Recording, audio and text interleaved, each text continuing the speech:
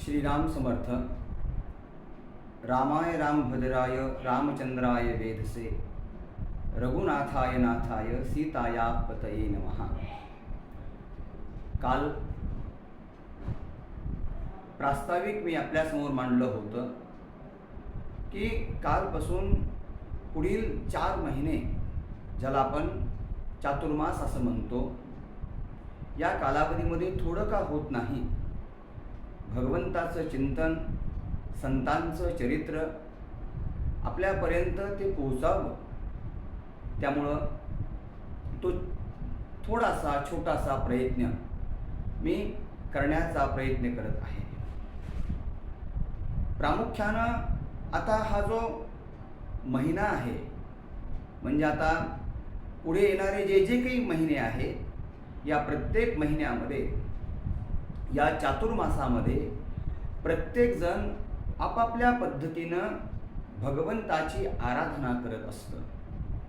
त्यामुळं पहा, या चातुर्मासामध्ये जितके व्रतवैकल्य उत्सव असतात, तितके उत्सव पुढील काळामध्ये आपल्याला तसे पाहायला मिळत नाहीत। आहेत, नाही असं नाही, पण हा चातुर्मासाचा कालावधी हा सर्वांगानं आपल्यासाठी अतिशय महत्त्वाचा असतो।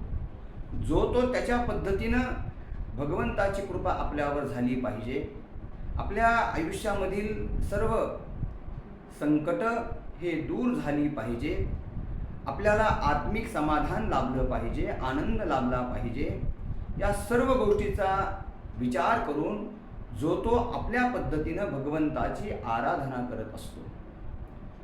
प्रामुख्यानं आज जो विषय आपल्यासमोर मला मांडायचा आहे तो असा, 3 प्रकारचा मार्ग आपल्यासमोर मांडलेला आहे। एक आहे कर्मयोग, एक आहे ज्ञानयोग आणि एक आहे भक्तियोग। या 3 पद्धतीनं व्यक्ती आपापल्या पद्धतीनं देवाची आराधना करत असतो। सगळ्यांना एकाच पद्धतीनं आराधना केली पाहिजे असं कुठेही सांगितलं नाहीये। आपली हिंदवी संस्कृती, वैदिक संस्कृती इतकी प्रगल्भ आहे बघा, की आपल्या घरामध्ये सुद्धा अमुक अमुक देवाची सर्वांना उपासना केली पाहिजे असा अट्टहास कधी दिला नाही। आपल्या घरामध्ये देव मंदिर आहे बघा, त्या देव मंदिरामध्ये पांडुरंगाची मूर्ती असते, लक्ष्मीची मूर्ती असते, एखाद्याची भक्ती हनुमंतावर असेल तर हनुमंताची मूर्ती असते की नाही? ज्याला ज्या देवाबद्दल, ज्या संतांबद्दल प्रेम आहे, श्रद्धा आहे, तो त्या पद्धतीनं आराधना करत असतो। एखादा व्यक्ती शिवाची आराधना करत असतो, म्हणजे याचा अर्थ काय की एखाद्यानं शिवाची आराधना केली, एखाद्यानं बालाजीची आराधना केली, एखाद्यानं हनुमंताची आराधना केली, तर त्यांना मिळणारं फळ किंवा त्यांना मिळणारं त्या उपासनेचं फळ हे वेगळं असणार आहे का? असं नाहीये। आणि म्हणून कर्मयोग, ज्ञानयोग आणि भक्तियोग या 3 पद्धतीनं आपल्या समोर आराधनाचे मार्ग, उपासनेचे मार्ग सांगितले आहे। एक छोटं उदाहरण आपल्याला देतो, म्हणजे आपल्या लक्षात येईल। परमात्म प्राप्तीचे हे 3 मार्ग जसे त्रिकालाबाधित सत्य आहेत, या 3 मार्गाच्या व्यतिरिक्त कुठला चौथा मार्ग नाहीये। हे प्रामुख्याने 3 मार्ग म्हणून बघा, श्रीमद भगवद्गीतेमध्ये अर्जुन कर्म मार्गाचे अधिकारी आहेत बघा। अर्जुन हे कर्म मार्गाचे अधिकारी आहेत, आणि गीतेमध्ये पहिल्या अध्यायामध्येच अर्जुनानं संन्यास घेण्याची इच्छा प्रकट केली। नाही, मला कर्मच नको, मला युद्ध नको, मला संन्यास घ्यायचा आहे। पण भगवंतानं लगेच तुला संन्यास घ्यायचा आहे म्हणून संन्यास घे म्हणून सांगितलं का? नाही सांगितलं। भगवंतानं उपदेशाच्या मार्गानं, भगवंतानं आपल्या दिव्य उपदेशा माध्यमातून संन्यास नाही, युद्ध करायला सांगितलं। आता दुसरा प्रसंग घ्या, विदुर हे भक्ती मार्गाचे अधिकारी आहेत बघा।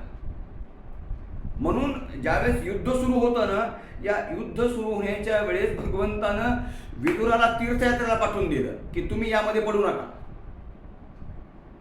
ज्याला हातामध्ये नुसती माळ घेऊन राम राम राम राम राम राम करायचं असतं, त्याला जर म्हटलं ना जरा हे पाण्याचं भांडं भर, तो भरू शकत नाही. म्हणून अशा वेळेस त्याला राम राम करायलाच देवघरात किंवा घरामध्ये बसवावं. भगवंताला माहिती आहे की विदुर या काळामध्ये जर युद्धामध्ये असतील तर उगं त्या भक्तीचे डोस देत बसतील. त्यामुळं तू जा तीर्थयात्रेला. भगवंतानं विदुरांना तीर्थयात्रेला पाठवलं. आता हेच बघा, उद्धव ज्ञान मार्गाचे अधिकारी आहेत. म्हणून एकादश स्कंद जो आहे श्रीमद भागवतामध्ये, या एकादश स्कंदामध्ये भगवंतानं उद्धवाला जो उपदेश केला आहे तो ज्ञान मार्गाचा उपदेश केला आहे.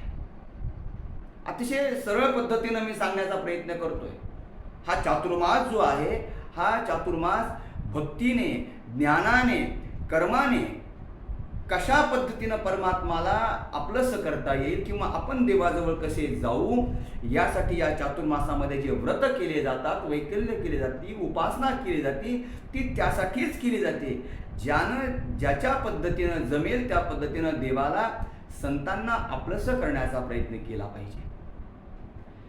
डॉक्टरांकडे आपण जर गेलो, एखादा आजारी जर डॉक्टरकडे गेला तर डॉक्टर सुद्धा त्याच्या परिस्थितीनुसार त्याला सांगतात की तू काय केलं पाहिजे.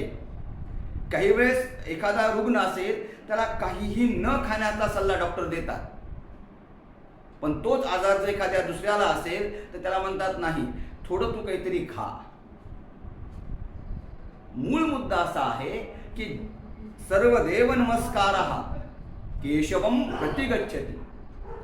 आपण देवाची आराधना कुठल्या जरी केली, कुठल्याही संतांची आराधना केली तरी सुद्धा हे एक तत्वापर्यंत जाणार आहे, ते परमात्मापर्यंतच पोहोचणार आहे. फक्त कुठला मार्ग आपण स्वीकारायचा हे आपण ठरवणं गरजेचं आहे. जोही मार्ग आपण स्वीकाराल त्यामध्ये आपली श्रद्धा असेल तर निश्चित भगवंताची कृपा आपल्यावर झाल्याशिवाय राहत नाही. इतकंच आज आपण पाहूया. श्रीराम समर्थ.